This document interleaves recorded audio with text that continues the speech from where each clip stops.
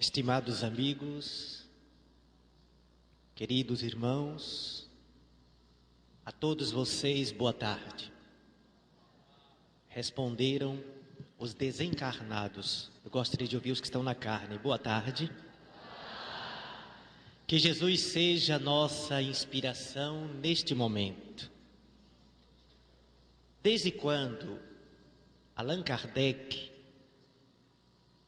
falou a respeito da nova geração que viria transformar o modelo da nossa civilização, especificamente no livro A Gênese e em obras póstumas, que todos os espíritas, espiritualistas, que leram e meditaram a respeito, se debruçando sobre o estágio atual da nossa civilização, indagam quando efetivamente a transformação do nosso planeta irá acontecer. Alguns esperando que um fenômeno mágico possa apontar, sinalizar, com uma mudança radical, significativa, nas estruturas do comportamento humano. Porém, o próprio Allan Kardec nos legava uma reflexão apropriada para estes momentos que nós estamos atravessando.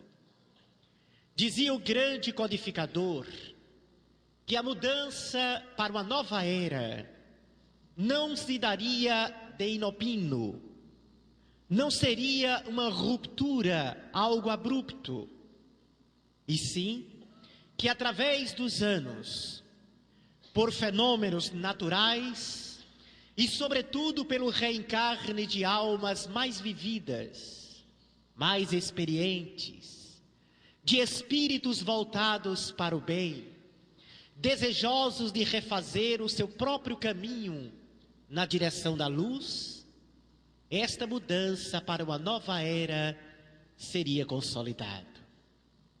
Quando os espíritos, à frente o Espírito Verdade, falaram a respeito de que o momento era chegado para a grande transformação, muitos levaram ao pé da letra a expressão de que a hora seria chegada. Porém, na dimensão afastada de tempo e espaço, aqui da Terra, os espíritos sinalizam com esta estrutura de mudança a que Allan Kardec se referia. Mesmo assim, nós podemos divisar diante desta avalanche de notícias trágicas que envolvem os nossos lares através dos meios de comunicação. Nós podemos divisar, repito, nuances destas transformações e sinalizações desta mudança de pensamento, dessa transformação de consciência, desta mutação de postura existencial. Apesar de termos tantas notícias ruins, apesar de tantas informações dolorosas, nós podemos identificar que também estamos convivendo com modificações da forma de procedimento, com o surgimento de instituições que elevam a vida e que estão salvando existências. Identificamos em todos os ramos do pensamento da humanidade a presença deste movimento revolucionário, silencioso e revolucionário. As mudanças de paradigmas estão ocorrendo. Desde quando os grandes pesquisadores do psiquismo se debruçaram sobre os fenômenos espíritas, no final do século XIX, até mais ou menos a década de 30 do século XX, nós tivemos diversos e extraordinários, grande credibilidade em nome da ciência, pesquisando os fenômenos espíritas. Os já muito declinados, os nomes de William Crookes e Camille Flammarion,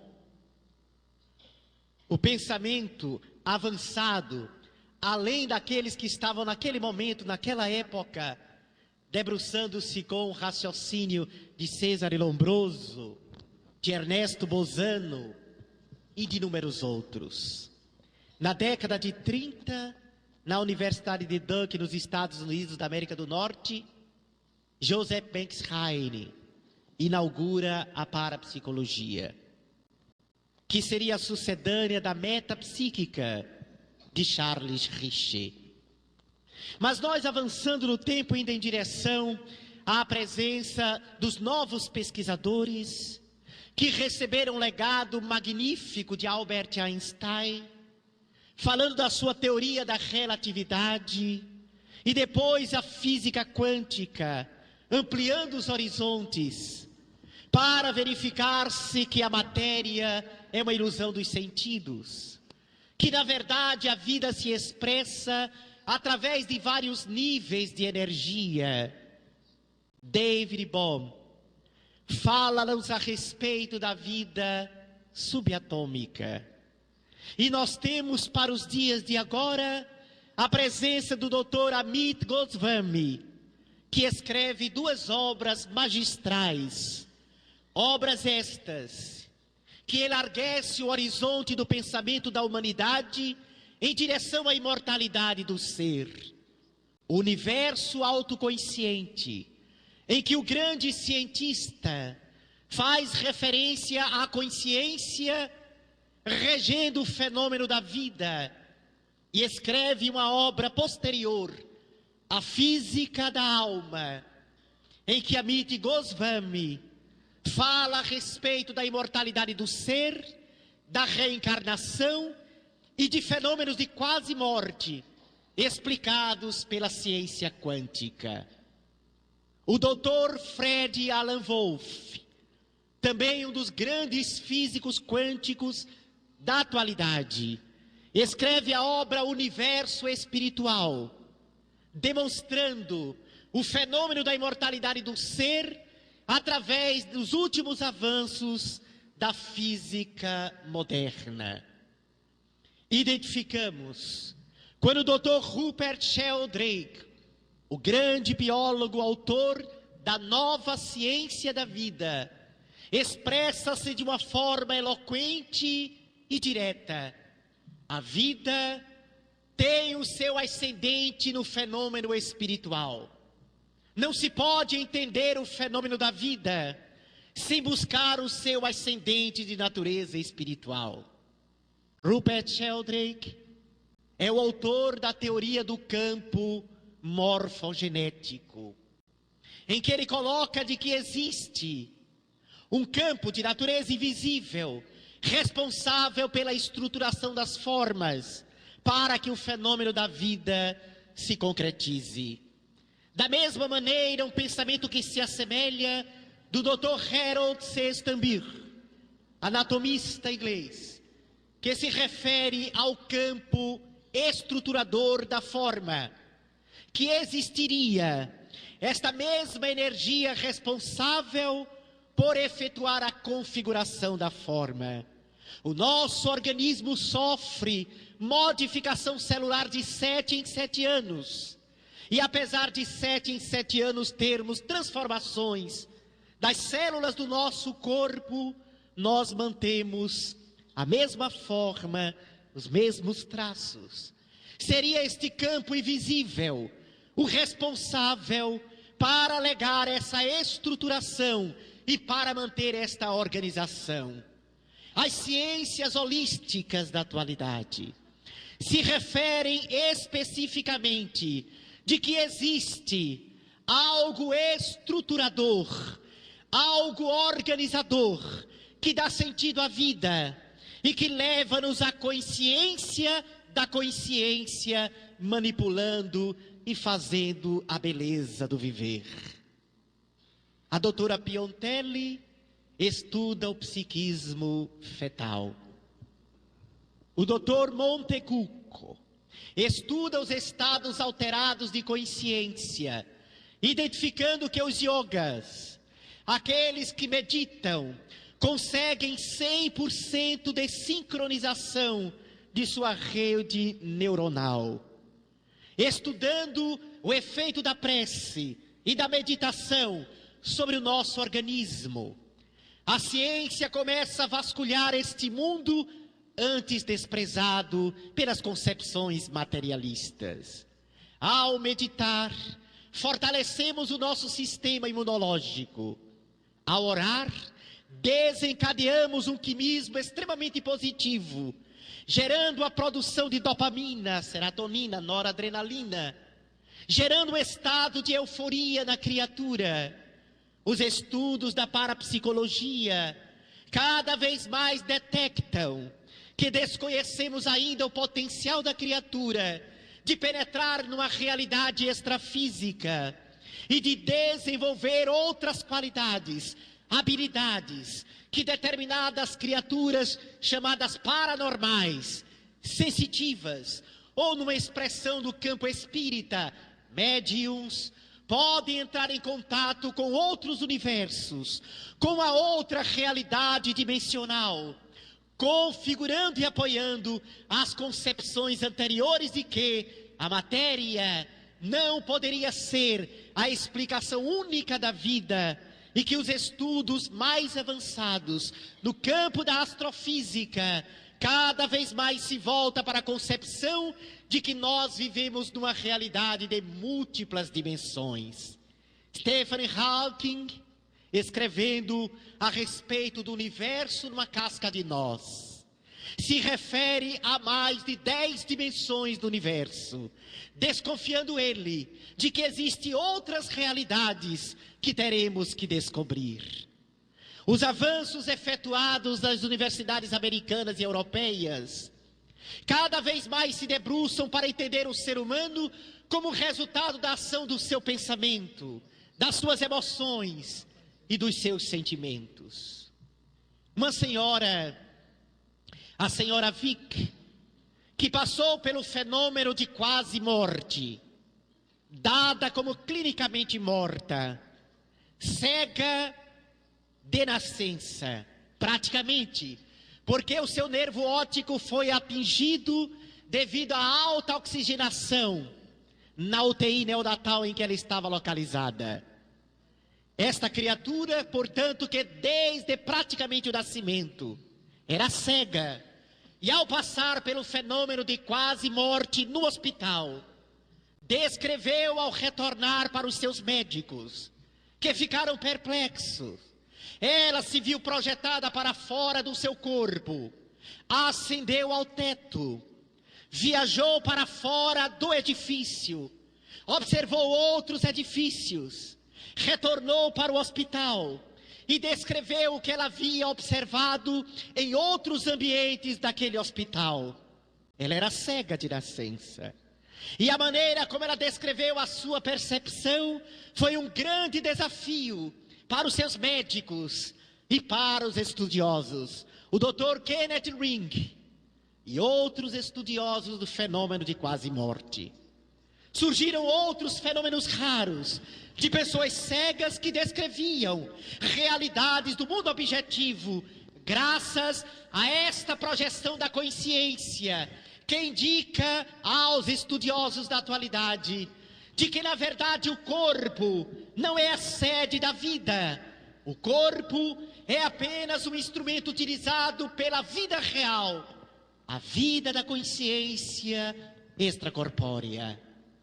Esses estudos efetuados pelo Dr. Raymond Wood Jr., efetuados também por outras criaturas, como o Dr. Melvin Morse, analisando criteriosamente se medicamentos não podem explicar as reações que aquelas pessoas dizem afirmar sair do corpo, e ver uma realidade, uma grande luz, e nesta luz mergulhada estavam jardins, pássaros, casas e entes queridos que já haviam partidos pelos portais da morte.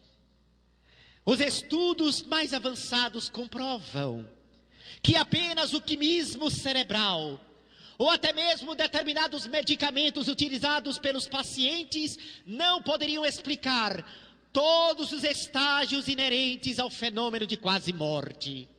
Estudos realizados a respeito de estados de transe, desde as pesquisas elaboradas por Stanislav Grof com ácido lisérgico LSD, estudados por Charles Tart e por outros responsáveis pelo surgimento da psicologia transpessoal, denotam e demonstram a mesma realidade que a doutrina dos espíritos vem mostrando à humanidade desde os meados do século XIX. O que nós ficamos encantados na atualidade é verificar a grande atualidade da doutrina dos espíritos, e particularmente do livro dos espíritos, para a realidade do momento. Quando Allan Kardec apresenta à humanidade, a 18 de abril de 1857, com 501 questões da primeira edição de O Livro dos Espíritos, e posteriormente na década de 60, a segunda edição de O Livro dos Espíritos agora, com 1019 questões, nós tivemos um abalo nas estruturas do pensamento naquela época, mas que na verdade precisaria ser referendado fora do campo espiritista, esses mesmos conhecimentos, como de fato já está acontecendo desde Albert Einstein até os dias de agora. Ao verificar que em todos os ramos da ciência, quando o Dr. Francis Collins, o pai do genoma humano, o responsável pelo mapeamento do genoma humano, escreve um livro encantador intitulado A Linguagem de Deus, nós verificamos o quanto este plano traçado pelo alto está sendo efetivamente colocado em prática para atingir todos os ramos do pensamento, todas as áreas da aspiração humana, trazendo a imortalidade do ser, a efetiva compreensão da vida e a consolação de que todos nós carecemos nestes dias atormentados de agora. Nós vivemos ainda, paradoxalmente, apesar de todos esses avanços aqui citados, na direção da imortalidade da alma, na compreensão da reencarnação como instituto pedagógico da vida, na análise da comunicabilidade dos espíritos pelo fenômeno da mediunidade, a observar a lei de causa e efeito, repito, paradoxalmente, nós ainda convivemos com uma civilização atormentada e atormentadora. Vivemos ainda numa sociedade patológica. O próprio número de hospitais e de farmácias comprova que o estado interior dos seres é um estado de insegurança, de desalinho emocional e de conturbação sentimental. É um estado de desencontro moral. Portanto, mais do que nunca, necessário estudarmos em profundidade e dilatarmos o pensamento, as reflexões e os debates a respeito de quem somos nós. Qual é o sentido real da vida? Por que é que nós estamos aqui? Como explicar as experiências que todos nós atravessamos no convívio familiar? Por que convivemos com as pessoas que convivemos? Por que nós estamos lado a lado com essas pessoas no nosso lar? Por que simpatizamos com este? Por que antipatizamos com aquele? Nesses mesmos fenômenos de quase morte, há uma colocação que merece reflexão apurada de cada um de nós.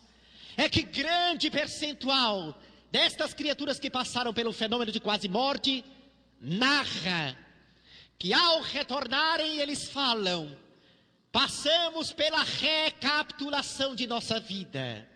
Ou seja, diversos momentos de suas existências, enquanto estiveram fora do corpo, desfilaram esses momentos diante da sua visão espiritual. Mas nós espíritas já conhecemos algo a respeito. Mas o que toca diretamente é que eles narram com um impacto profundo como esse desfile do pensamento, da vivência, causou uma transformação em cada um deles. Porque a narrativa diz o seguinte: cada ato que nós vivemos, até mesmo aqueles atos que estavam esquecidos na nossa juventude ou no nosso estágio de infância, o mínimo pensamento que jamais imaginaríamos que tínhamos pensado, aparece ou reaparece neste encontro consigo mesmo fora do corpo. E eles afirmam: o que mais nos incomodou foi verificar que as nossas atitudes infelizes para com o outro, o nosso pensamento de julgar o outro, a nossa atitude de condenar o outro, o nosso desprezo para alguém, os nossos gestos de humilhação para uma outra criatura, nós vimos repassar diante da nossa visão e nos colocamos na posição do outro, como se nós estivéssemos recebendo o teor daquele pensamento, a natureza daquela emoção, o pré-julgamento efetuado. Se eu tratei mal alguém, eu me via na posição daquela outra criatura, recebendo o impacto doloroso daquele maltrato. Então, podemos avaliar como precisamos reavaliar os nossos valores e modificar as nossas atitudes. Porque cada pensamento nosso, cada palavra, é uma energia poderosa que exerce uma influência direta sobre as pessoas que estão circundando as nossas vidas. Enquanto estamos aqui, não imaginamos a importância que existe naquela energia que nós emitimos. Como nós influenciamos quem convive conosco simplesmente com o campo magnético, com a nossa energia. Se nós pudéssemos avaliar a força e o poder do pensamento, de como cada palavra que emitimos vai exercer uma influência direta sobre vidas, seríamos nós mais cuidadosos com a natureza das nossas emoções, sentimentos, pensamentos e atitudes. Porque nós impregnamos o nosso ambiente, seja o lar, seja a via pública, seja os ambientes de trabalho profissional, com a natureza das nossas emanações, com as vibrações que nós emanamos. E após a morte, ao estudar o fenômeno do momento da morte e os primeiros instantes da criatura após a desencarnação, toda esta gama de pensamento, de atitude e de palavras exerce uma influência direta no que vai ser o nosso desencarne e qual será a nossa posição logo após os primeiros momentos após o desencarne. Nós iremos encontrar após o nosso desenlace a realidade constituída pelo nosso universo interior. Muita gente deseja, ao morrer, encontrar os grandes benfeitores espirituais, e oramos, pedindo ao Dr. Bezerra de Menezes que, se possível, nos espere após a morte. Aos nossos mentores que nos aguarde após o desligamento do corpo físico. Mas esquecemos muitas vezes da necessidade imperiosa de tomarmos a consciência de que encontraremos além a realidade que se encontra na intimidade do nosso ser. Cada espírito gravita, após o desenlace, para o ambiente espiritual que corresponde àquilo que foi construído por si próprio, a qualidade do pensamento, das emoções, dos sentimentos e das atitudes. Por isto que não há injustiça nos mecanismos do universo. Cada alma irá reencontrar a realidade patente que fez a si próprio. Porém, há uma outra colocação também muito interessante, porque quando a gente faz a explanação a respeito desta realidade interior que nós vamos encontrar após a morte, muitos ficam assustados. Meu Deus, eu tenho pensado tão mal, eu tenho agido tão mal, eu tenho feito tão mal. No entanto, estas mesmas reflexões servem quando estes amigos que passaram pelo fenômeno de quase morte e aqueles espíritos desencarnados que voltam através da psicografia, eles nos falam desta realidade, mostrando que puderam, a partir dali, refazer o próprio caminho. E ainda que você não tenha passado pelo fenômeno de quase morte, estudando e escutando o depoimento destas criaturas, nós podemos desencadear um novo tempo e uma nova realidade para as nossas vidas.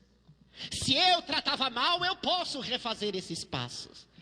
Se eu tenho algum problema contra alguém, eu preciso entender que quando o Evangelho propõe o perdão, não é um simples clichê de natureza religiosa. É uma realidade concreta, inclusive podendo ser estudado com natureza científica, mostrando que o perdão e o auto-perdão é um mecanismo importante para o nosso crescimento interior. Se nós não nos dispusermos a entender os nossos equívocos e as sombras que naturalmente ainda carregamos em nós, utilizando esses recursos como emulação para o progresso, como mecanismo pedagógico de aprendizado, nós não conseguiremos sair deste mesmo patamar em que nos situamos. Porém, o espírito é dinâmico e a vida é um processo dinâmico de constante transformação. Quando eu identifico que preciso me tornar uma pessoa mais afável, mais compassiva, mais generosa e mais bondosa, eu posso desencadear a partir de agora um esforço na direção desta transformação. Sendo a criatura humana que eu sou, com as imperfeições que naturalmente eu carrego, porém com as possibilidades que me são concedidas pela expressão da bondade divina, para que eu modifique o meu ser, a minha realidade interna, a realidade em que eu vivo. Cada um de nós respira e se manifesta no universo que criou para si próprio. É claro que eu sei que é muito difícil às vezes determinadas mudanças. As transformações não são tão simples, porque elas estão arraigadas secularmente em nós. Porém, a alma é dotada de um poder que Leon Denis chamava o poder da vontade. Quando nós desejamos e quando nós direcionamos a nossa energia para esta transformação, nós conseguimos. E às vezes, quando não conseguimos, é até importante para entender o quanto precisamos nos dedicar para a mudança. Eu já tive a oportunidade, certa feita eu fui proferi uma palestra no aniversário de uma instituição espírita em Fortaleza. Houve um atraso no voo, e quando chegamos, o dirigente da casa espírita que tinha me convidado teve que voltar para fazer os preparativos para a palestra, e deixou um amigo neófito na casa espírita me aguardando. Quando eu cheguei, aquele abraço de praxe, e nos dirigimos diretamente para a instituição espírita. Estávamos atrasados. Quando chegamos na casa espírita, e era a primeira vez que estávamos indo lá, o amigo, talvez por falta de habilidade, ao invés de me convidar para seguir com ele, mandou eu aguardar do lado de fora do centro, e foi lá para dentro. E como eu sou muito tímido, eu fiquei meio perdido. Eu olhava para um lado e a casa estava lotada. O lado de fora estava com muita gente, e eu, meu Deus, e agora? E o rapaz demorando. O pior é que eu não me lembrava o nome do presidente do centro. Então eu fiquei aguardando, disse: o Senhor há de me salvar. De repente, uma senhora, muito humilde, muito simples, que estava do lado de fora da casa, estava na janela, ela era baixinha, coitada, com lencinho na cabeça, na ponta dos pés, querendo olhar para dentro da casa espírita. Isso faz mais ou menos apenas uns 15 a 16 anos que ocorreu. Eu usava os cabelos enormes, compridos. Alguém aqui se lembra de mim com os cabelos compridos? Quem se lembra? Meu Deus! Tem uma geração. Pois bem, de repente essa senhora olhou para trás, olhou para mim, voltou-se e olhou de novo assustada. E disse: meu Deus, é você! Ele disse: graças a Deus, alguém que me conheceu. Ela vai ser minha âncora, minha salvação. Ela disse: eu não acredito. Eu disse: sou eu mesmo. Ai, meu Deus do céu, que emoção. E eu fui ficando vaidoso, né? Mas eu não sabia que estava com essa bola toda. Ela disse: é um sonho. Eu disse: não, sou eu de verdade, em carne e osso. Ela olhou para mim e disse: Zezé de Camargo. foi muito bem pregado para mim, para mostrar o quanto de vaidade e de orgulho ainda estava palpitando dentro de mim. Eu achava que eu estava arrasando. E não era nada disso. Ela, coitada, devia sofrer da vista. E na época o corte de cabelo era parecido. E aquilo ali foi uma lição interessante, mas como eu estava presunçoso. Achando que alguém ia me conhecer e dizer, oh, meu, é você, é um sonho ter você aqui. Isso é para ver como algumas coisas estão muito arraigadas dentro da gente, não é? E para retirar isto, é preciso simplesmente determinação. A doutrina espírita nos mostra que esta potência da alma, a vontade, que está muito bem colocada e estudada por Leon Denis na obra O Problema do Ser, do Destino e da Dor, é a potência que nós devemos aprender a utilizar, para que nós venhamos dar um salto no nível da nossa consciência, e compreender este mecanismo belíssimo da vida, estarmos aqui, para aprendermos lições preciosas, para aprendermos ao alto amor, e aprender a irradiar este sentimento às outras criaturas, encontrar a pujança da vida, diante dos desafios que nós enfrentamos, imaginar este mundo, sem a potência, sem a vibração, sem a beleza dos ensinamentos do livro dos Espíritos, para nós que estamos mergulhados na doutrina espírita, é muito difícil. Sofremos, padecemos, enfrentamos desafios, provações. Há aquele momento que parece que tudo vem numa mesma hora. Eu não sei se vocês já passaram por experiência assim. Parece que a dor de todo o universo veio naquele instante. Alguém já passou? Quem passou por isso, mais ou menos, levante a mão para eu ter uma ideia. 99,9%. É aquele instante que as pessoas dizem, nada dá certo na minha vida. No campo familiar, confusão. No relacionamento amoroso, dispersão. No trabalho profissional, a perda do emprego. Surge para variar uma úlcera. E para ficar mais trágico, quem sabe, problemas da pele, tumorações. E a pessoa fica desesperado. Como fazer para entender por que é que eu estou passando isto? Um amigo nos abandona, o outro nos calunia, outro mais nos despreza. E a criatura sem estrutura, muitas vezes, começa a pensar a tirar a própria vida, porque não consegue encontrar o aceno da esperança, não consegue perceber a luz ao final do túnel. E aí nos entregamos àqueles estágios de desesperança. Nos entregamos ao veneno do pessimismo. O pessimismo que é, na verdade, um dos cânceres da alma. O pessimismo que nos impede de perceber que a lei de Deus trabalha para a construção da nossa felicidade. O pessimista é alguém que se cobre com um manto tão obscuro que ele não consegue ser feliz e ainda impede as pessoas de serem felizes. Conta-se que um rapaz em Nova York, um senhor, havia contraído uma dívida há muito tempo e estava desesperado para pagar essa dívida e não conseguia. Era um homem honesto, digno, porém materialista.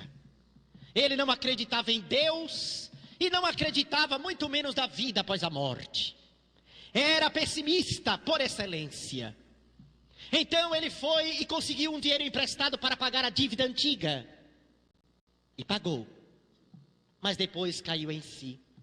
Contraiu uma outra dívida. E até muito maior, com juros maiores.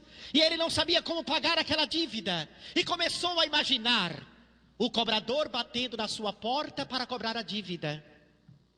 Foi aí que, desesperado, sofrendo por antecipação e pessimista, este homem começou a acalentar o desejo de se matar. Como ele não sabia nadar, foi até o porto de Nova York e lá, olhando para as águas gélidas, parou demoradamente e, com a ideia fervilhando de tirar a própria existência, ele que não sabia nadar, se joga nas águas. Mas o instinto de conservação se manifesta. E a pessoa então começou a se debater. Ele começou a tentar sobreviver. Mas já era quase tarde. Começou a engolir muita água, começou a perder as forças.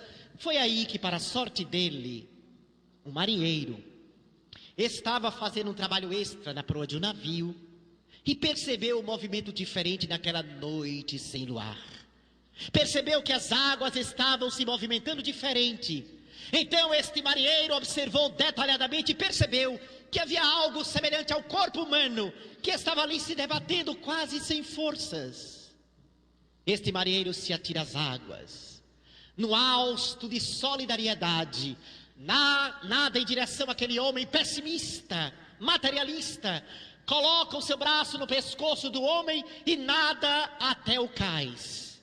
Coloca-o ali, o homem já estava azulíneo, havia engolido tanta água que já estava praticamente morto. Então o marinheiro, agilmente, começou a fazer o exercício boca a boca. E fazia os movimentos no peito do homem, do pessimista, e colava a sua boca nele, sugava, vamos, torne, volte, você precisa voltar. E o homem quase indo embora, e ele sugava a boca do rapaz, dava massagem, vamos, imediatamente, você precisa voltar. E de repente, o pessimista começou a tossir, e a colocar aos borbotões a água para fora. O marinheiro ficou tão feliz, porque ele havia voltado.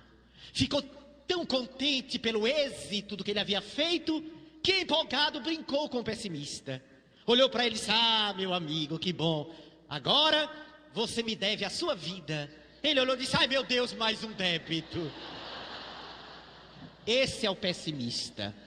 Ao invés de olhar o lado bom que fora salvo, se deteve apenas na brincadeira do marinheiro, você me deve a sua vida. Então o pessimismo é o veneno que nós injetamos em nós e que paulatinamente vai declinando as nossas forças e vai nos impedindo da construção da verdadeira felicidade. Respeitando a nós mesmos, o que somos, a natureza dos nossos pensamentos, trabalhando para modificá-los, nós estaremos dando um salto importantíssimo na direção de uma condição melhor de viver. Saúde, todo mundo quer saúde, e no entanto a grande maioria vive doente.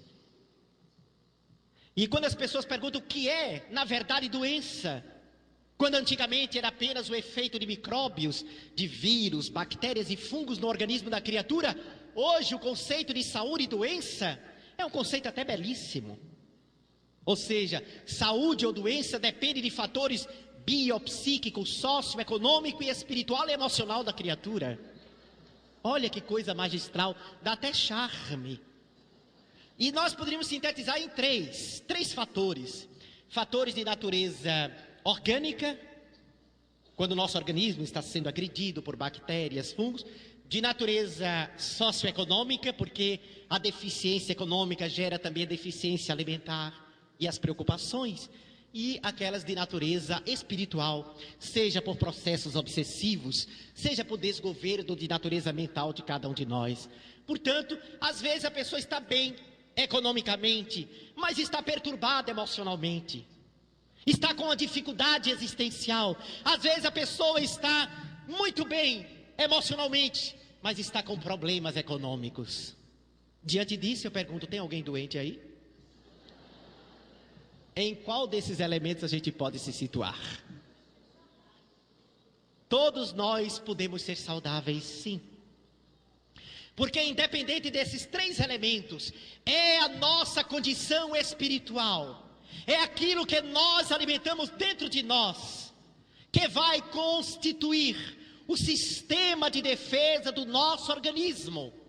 É a realidade daquilo que eu penso, daquilo que eu vivo, daquilo que eu escolho, da maneira de proceder, que vai delinear as condições de resistência do meu organismo, mesmo diante dos ambientes mais dificultosos ou mais insalubres. A doutrina espírita mostra-nos a realidade da vida após a morte, mas também mostra-nos a importância da vida aqui na carne.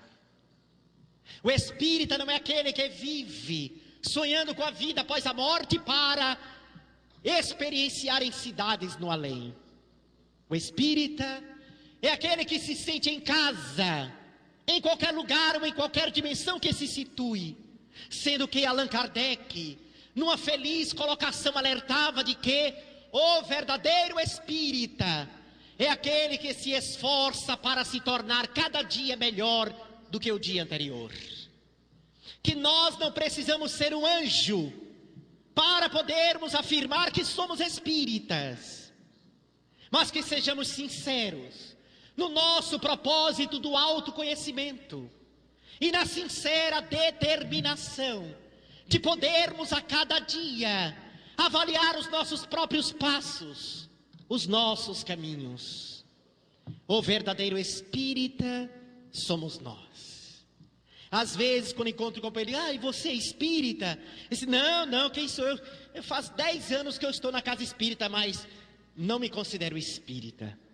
Não tenho coragem de dizer que sou espírita. Creio que nós deveríamos afirmar que sim, somos espíritas. Não, mas eu sou muito grosseiro para dizer que sou espírita. Mas como já vimos, colocado pelo próprio Allan Kardec, o espírito não é aquele que já é sutilizado, que já é sutil. É aquele que enfrenta os desafios utilizando os postulados da doutrina espírita como norte para o seu procedimento de viver, como a maneira de conviver com as pessoas, aceitando as pessoas como elas são, respeitando-as no estágio e na condição em que elas se localizam. Eu só conseguirei utilizar e vivenciar a compaixão e a bondade para com as pessoas que convivem comigo ou que eu encontro no caminho, quando eu consigo sentir o fenômeno da empatia, quando eu procuro exercitar o fenômeno da empatia, identificando que eu mesmo quero ser aceito pelas pessoas como eu sou e não conforme elas gostariam que eu fosse. Aí está o grande segredo para aprendermos a conviver bem com quem pensa diferente da gente, com quem age diferente da gente, com quem aspira a caminhos diferentes do nosso. Quando não utilizamos isto, nós engessamos as nossas possibilidades e trancamos horizontes, porque queremos que as pessoas sigam o nosso paradigma, sigam a nossa forma de ver. E com isso, impedimos as pessoas de se sentirem bem conosco, respeitando a postura que nós temos de amá-las, de sentir por elas amor, carinho, respeito e compaixão, ainda que elas pensem diferente da gente. Grande fulcro da violência na terra, nas sociedades e entre as religiões, é essa dificuldade enorme que nós temos de conviver com o que é diferente. E aqui mesmo, no Teatro Guararapes, eu já tive a oportunidade de narrar um acontecimento muito interessante, porque a vida, Deus nas entrelinhas da existência utiliza os seus recursos pedagógicos maravilhosos para nos deixar lições imorredoras. E colocou um companheiro espírita, cheio de presunção apenas porque tinha um conhecimento espírita, para morar numa vila, e o seu vizinho era um outro companheiro pertencente a uma denominação de natureza evangélica. Só que este companheiro de natureza evangélica era um tanto quanto radical. E este companheiro soube que o seu vizinho era espírita. Só que o espírita não era lá muito espírita, não. Ele gostava do espiritismo, mas ele não era lá muito afeito ao trabalho do movimento de transformação interior. E todos os dias pela manhã, o companheiro evangélico orava na janela que dava para a janela do amigo espírita. E ele orava bem alto, com fervor inquebrantável: Senhor, faz com que esses hereges, e apontava para o companheiro espírita que estava tomando café, Sintam o seu poder. Eu sei que esses miseráveis um dia vão te encontrar. E o espírita, que não era muito espírita, foi ficando nervoso e revoltado. No outro dia: Senhor, esses pecadores um dia vão reconhecer o teu caminho. E o companheiro espírita foi ficando desesperado. Foram cerca de 4 meses ouvindo esta ladainha. Até que uma manhã, o companheiro evangélico, coitado, estava desempregado todo esse tempo. E naquele dia não tinha mais o que comer. Mas ele não perdeu a fé. Talvez pela fome, talvez pelo debacle emocional. O amigo evangélico chegou à janela naquele dia e orou num tom mais baixinho: Senhor, hoje eu não tenho nem o que comer, mas eu sei, Senhor, que tu vais dar um jeito neste teu servo. O amigo espírita, que não era lá muito espírita, ouviu a prece. Disse: agora ele me paga. Foi no supermercado, fez uma baita de compra de uma cesta básica, bateu na porta do vizinho, um companheiro evangélico. Quando o evangélico abriu, ficou pálido, coitado. Ficou pálido, e o amigo espírita entregou aquela cesta básica e disse: tome, meu irmão. Mas não foi o seu Deus que mandou não, viu? Foi o meu. Mas o pior não foi isso.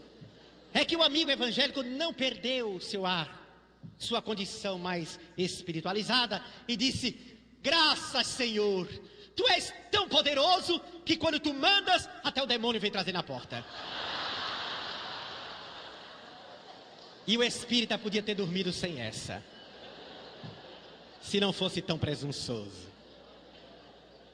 Por que barreiras entre religiões?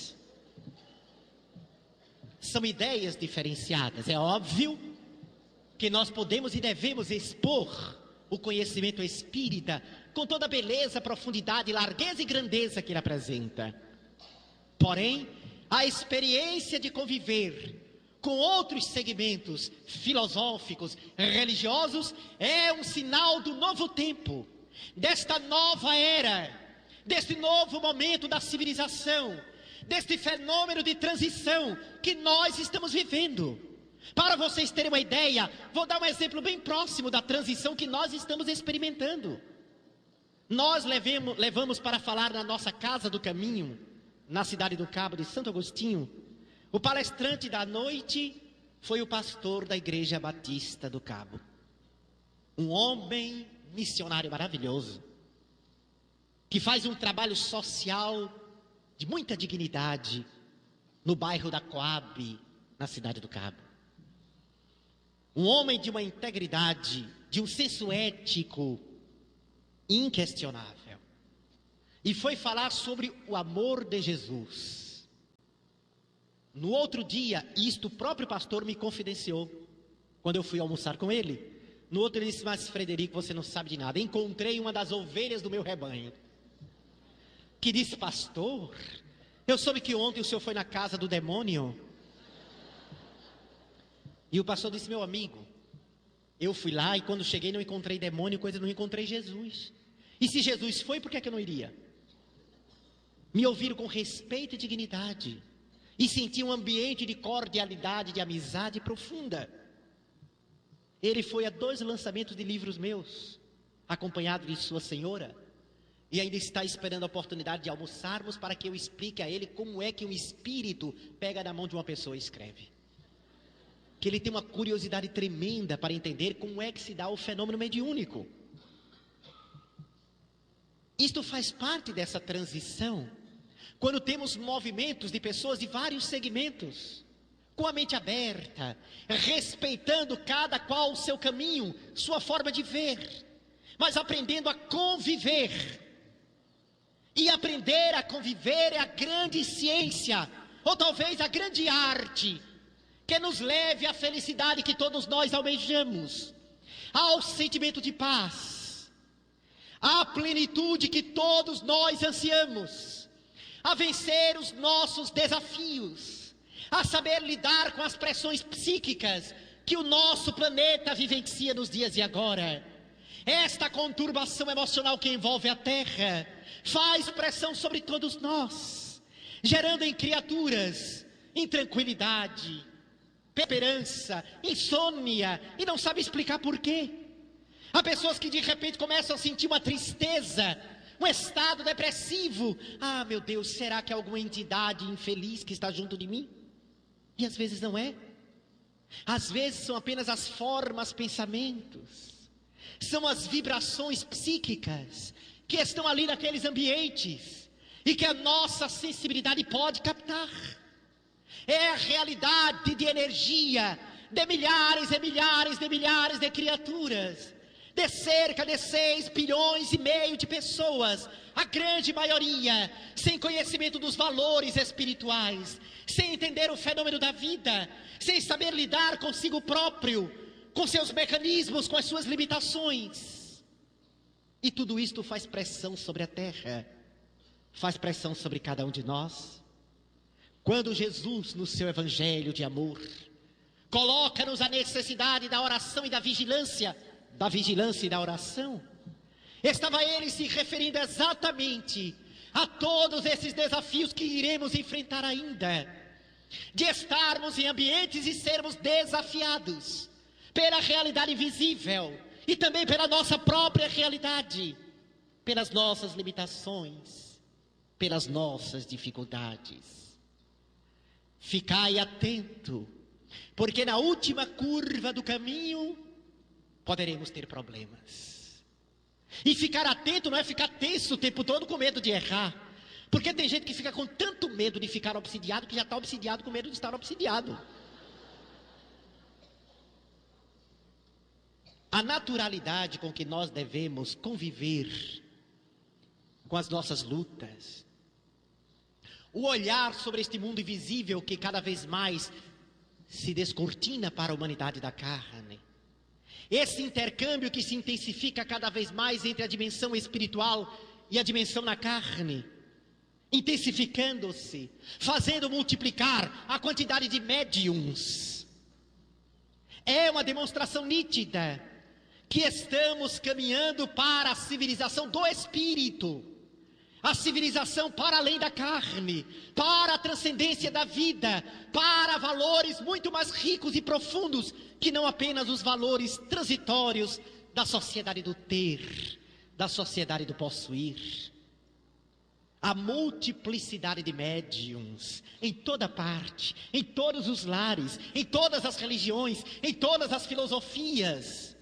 É muito interessante perceber e como as pessoas estão com ânsia de imortalidade, como há uma grande sede de Deus patenteado nas almas, como há uma necessidade de consolação, porque a dor graça de uma maneira avassaladora sobre a intimidade da humanidade.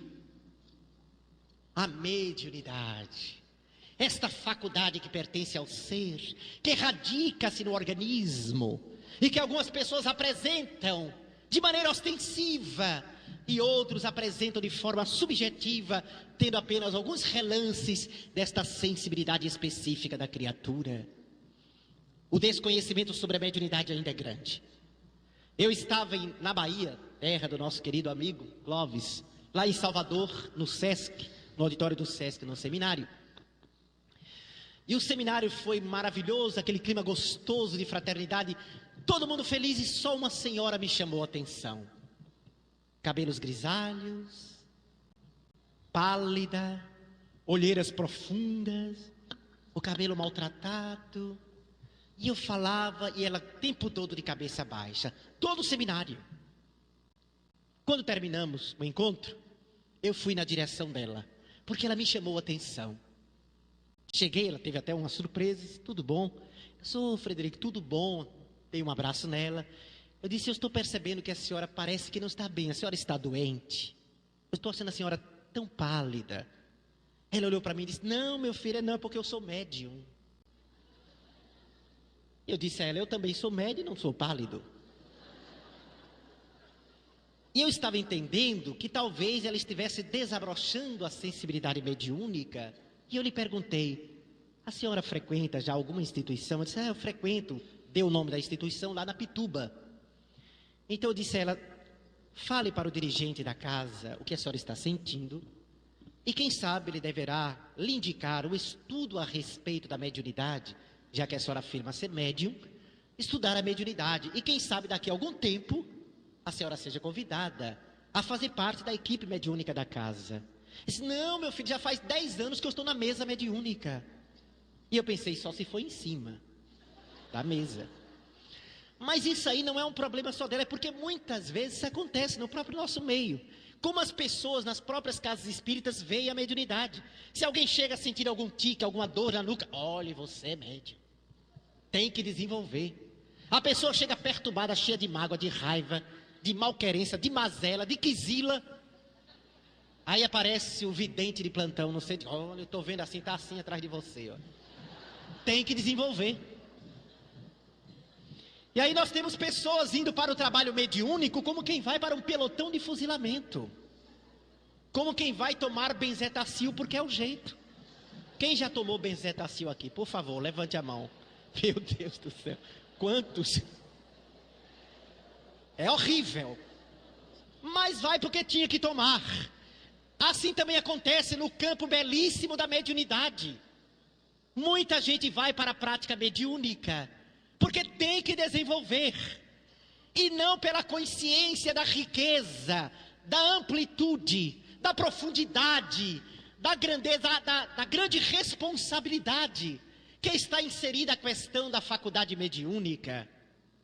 Sentir amor pelo trabalho, e como a mediunidade pode proporcionar vida àquela criatura que trabalha com a mediunidade, ao invés da palidez, vida. Ao invés da cabeça baixa, entusiasmo, sorriso pela compreensão da imortalidade da alma, pela alegria de ser útil. Mas para isto, educando esta faculdade, educando-se como ser, educando-se como personalidade, como caráter, como espírito, como individualidade. A melhor maneira de começar a educar a faculdade mediúnica, sem dúvida alguma, é a nossa educação como indivíduos. Porque a mediunidade, sendo utilizada, irá refletir sem dúvida alguma a realidade intrínseca do medianeiro. Irá refletir sem dúvida alguma aquilo que nós trazemos das nossas experiências do dia a dia. Daí as dificuldades enormes que nós temos de qualidade mediúnica, de trabalhos mediúnicos coesos e harmônicos. Daí encontrarmos tantos problemas nas atividades da mediunidade em casas espíritas, referentes ao fato da dificuldade da concentração. E de repente, quando se fecha os olhos para começar os trabalhos, vem de imediato plasmado na mente: a casa vai aumentar, o bujão de gás aumentou, pagar o colégio das crianças, o problema que teve, tudo vem à tona.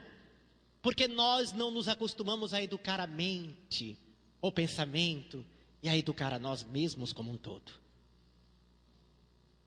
O Livro dos Espíritos nos oferece a espinha dorsal deste processo que nós estamos desencadeando e vivendo na atualidade. Nós estamos no período apocalíptico da humanidade. Nós estamos vivenciando passagens bíblicas que estão colocadas no Apocalipse. Mas obviamente que a nossa concepção de Apocalipse não é de destruição, é uma concepção de esperança, de renovação, de transmutação, de transformação.